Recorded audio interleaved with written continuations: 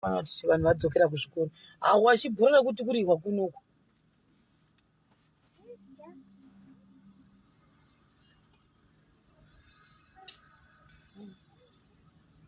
Munhu nemota ndiye mudzi weshopiwa handiti. Pane shedha yebhuruu handiti. Pamoli haisi mota yemoli here. Imoli ko. Ndiyo zve yeblack inosumbopaka. Mune mumwe musikana anonzi Moli, munhu yane mari case. Tadei tatomboenda mushopumaketi amuti tokumbirawo zvimabhuku.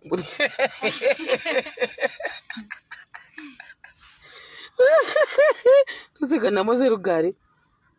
Anoti mazhuru angu hamundishuri. Hamundishuri here manenji chaiwo. Ndione kwa ndichikuyekerei. Ndichikupai mauniform marikira. Toda futi mabhuku handiti. Because ini ndikangoinda unoziva kuti kuzondibata kwako kuchanetsa. Toda kukuza shuwa. Saka gara watodi wasara hakuna izvo zvako zvawaza tikuda kuti mauniform, trouser, shirt nejuice majuice anodhura. Majuice anodhura.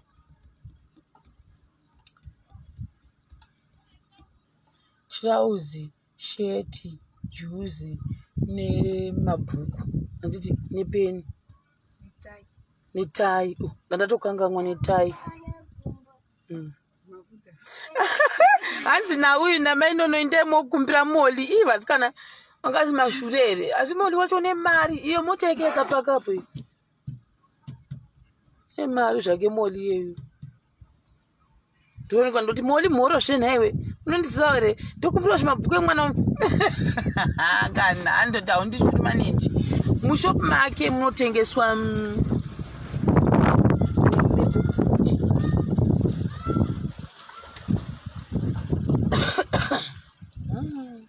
ndonyonzi nyamavhuvhu, excuse me.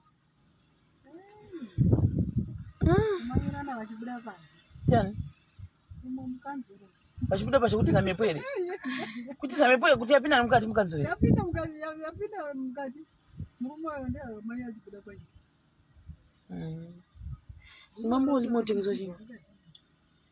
Mamoli motengeswa kazi clothing, uniforms handiti. Pango pacho pakanzi chii? Traveling chii? Bags. Handisi kumboonei. Bags. Blankets.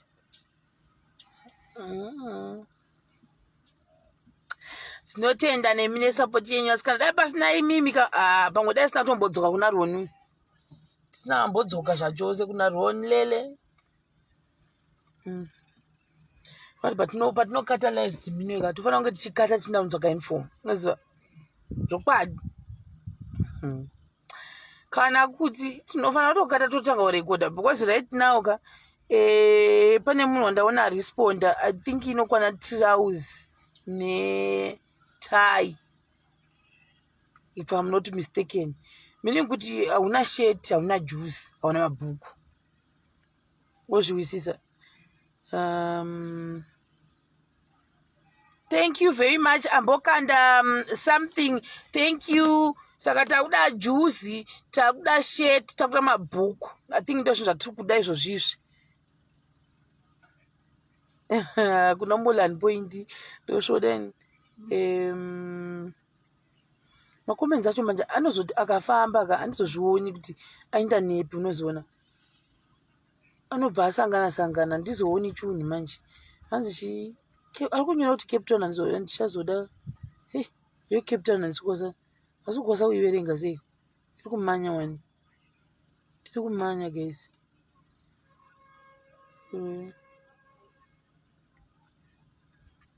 Yo Cape Town handioni. Ndikabaya pande inobva yatiza yo Cape Town. Ndokuudza please kubatsira ndotenda hangu ufunge but sometimes unozvani. Handisi kutombonyatsa kuiona ini. Hanzi Cape Town chiko. Oh, my exercise books. Right. Tichiri ipapo guys tada kuti yevanhu vanovhiwa vambopledha mumacomments vaive. Most of them we don't really see them kuma inbox edu. That's the truth. Mwana kuti dampa chakati. Then many people they go kuma comments emunhu yoti God bless you what. Frankly speaking, we have never seen those people vachiti approacha kuti zvanachitaura zvezvo ndezvizvi oro endai kukati kwakati. Then tichiri ipapo dabva tadresa nyaya yekuti vanhu vaya vanenge vada kuti pamasecond hand clothes kana kuti some stuff ka chokwadi izvi tichikuita challenge yekuti let's say ini ndiri kunoku I won't be in Harare, so the only person anokwanisa kutuma is my brother. So takuta challenge yekuti iri brother yangu daroka ndinoguma ndakushandisa most of the time mari yangu yekumupa kuti ashandise transport unokolekta zvine odzoka. Saka ini handichakwanisiwo kuramba ndichizviita zvokuti ndirambe ndishandisa mari yangu yetransport. So takaagree nebrother yangu nemamwe mabrothers angu actually kuti there should be a pickup point yekuti imi or not a drop off point yekuti you guys kana mune zvinhu zvamunoda kutumira kana zvamuda kusiya kuti tigopa vanhu, you should come to Glenview 3. That's the truth. So that everything will be fair on my side. Because I think in the chance Maria yakati because there's this other time. But anotorwa zvinhu zvake kwaanenge arika tavati unogona kuti waderoka also mari yekuisa pabhazi pane because pabhazi anogona kuti $5 kuisa pabhazi kuti zvisvika kwane ndiri. Washington ended up complaining because akatoshandisa more than $15 nekuti zvinhu zvairema. Saka kwaakazoenda kwacho akazofamba 2 hours because kwakusingasviki transport kwaakazoenda kwacho kuya.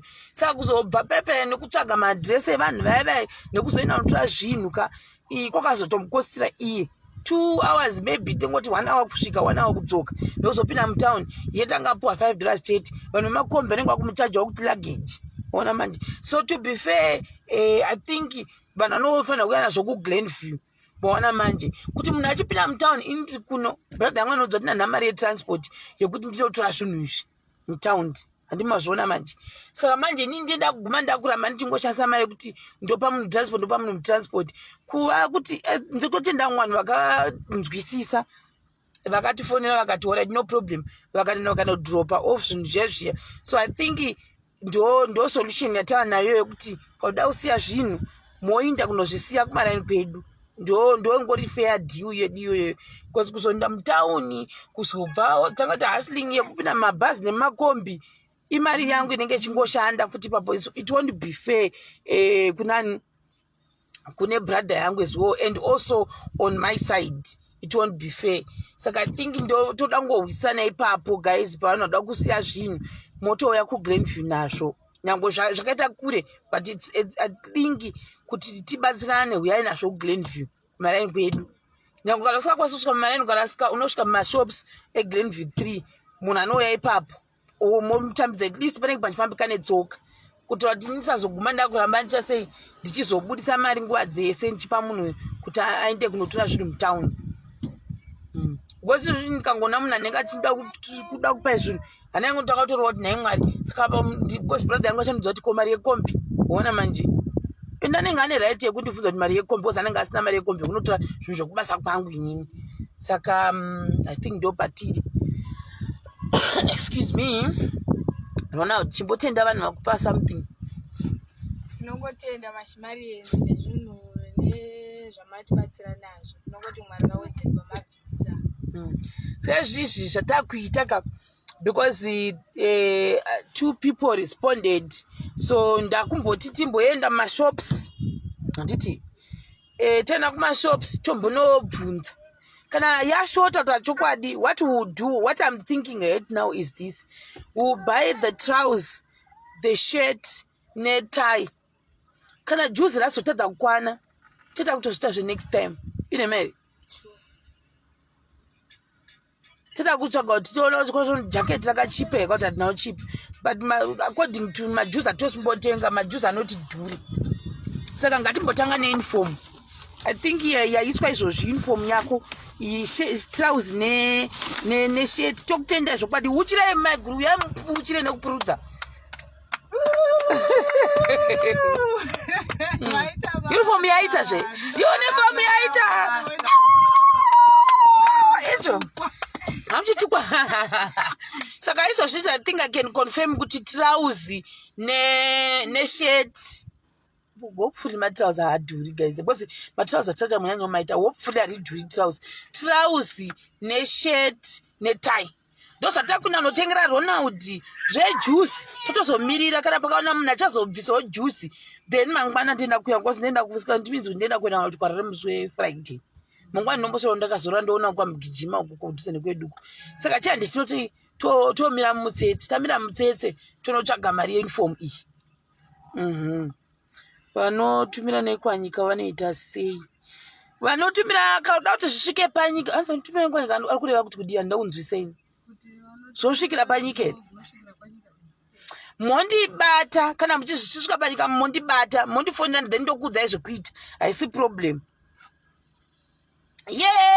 ushe thank you isai ndakapinya nhamba apo isai tingotraka 1 mabhuku saka ngatitange taita zveuniform handi trousi nesheti netie ndo thank you very much mashemarians ndandisingambozi kuti live stream chaona uniform iyi ndatomuudza Ronald pane pakaipa hatina uniform yako saka tadero kana chenji yedu yasara handitika tombota mabhuku nyange 3 kana 3 kana 4 handiti nepeni 1 tichimirira tigona kuti kune mumwe anokwanisa kutengera juice because majuice enyu evanhu vahombe anoti dhure ndo zvandoziva kune pane shop futi inotengesa apa vanhu anoti dhure majuice ende toda kuti timusiyo ane juice rachoni satomirira nhasi ngatimboita zveuniform ndonokusiya da kudzosera futi kuchikoro kwako namai guru nhasi takuziva kuti wamuklasi yakati handiti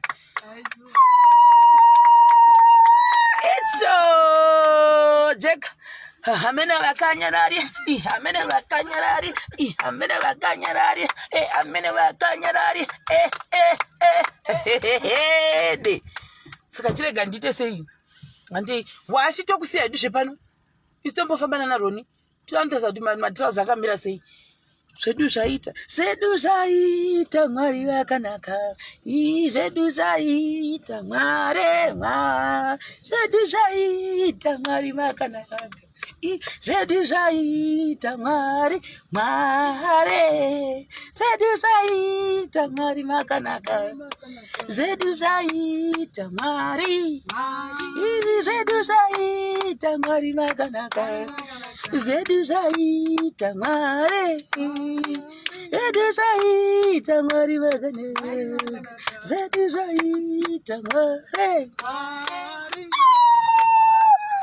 yero zvokwadi zvokwadi Mwari vakanaka icho chaka kuri kopo kuti munhu waMwari java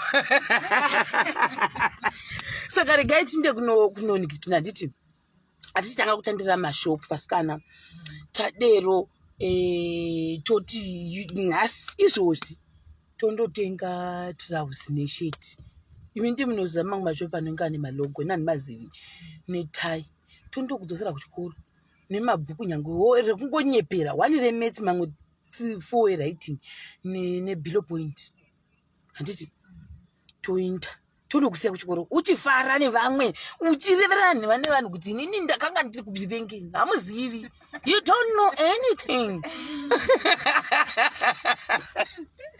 saka regai tinde isu chidai chibudai titoinda izvozvi titotanga mozviona kuti hazisi nyoresvo 2 hours uri palive stream zvokwadi kuti mwana aende kuchikoro kundogara nevamwe kwete kundogara uchikora nevamwe mukilasi washiwe tobuda ndakusiya zvinhu apa tongosiya zvangu zvirabhesa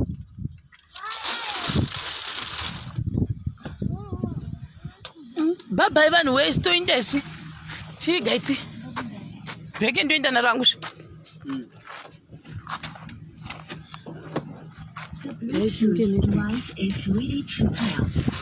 isu toitanga nepapi mashopu anombozitengesewa vanhu vavazoziva kuti tiripi izvo zvitori ako kwanaekera wati ndo kwanyika vanhu ve apa maekera vanenge vakangomirira dai vakasazoti futi netiweki yainda handiti guys bhabhai chivaudza kuti chiro mashimari edzi maida basa ndakumbondotsvaka kutsvaga mauniform kuti kuenda chikoro. Rafara zvi. Mbala unofanira kuzonditengera mombe wazviwa. Ukashanda wonditengera mombe. Unozviwa here? Ya, ndokutengera. Segaiti takukata live tozokutaka video kako uchitenda vanhu andika. Wachena. Wanyutura. Nyutu ndikunyutere iwe, ndikunyuture iwe, ndikunyuture iwe, ndikunyuture iwe. Ese paGwindingwi kwati Silvera. Bye bye guys, takuindezo. Segaitinte. Tigaitinte.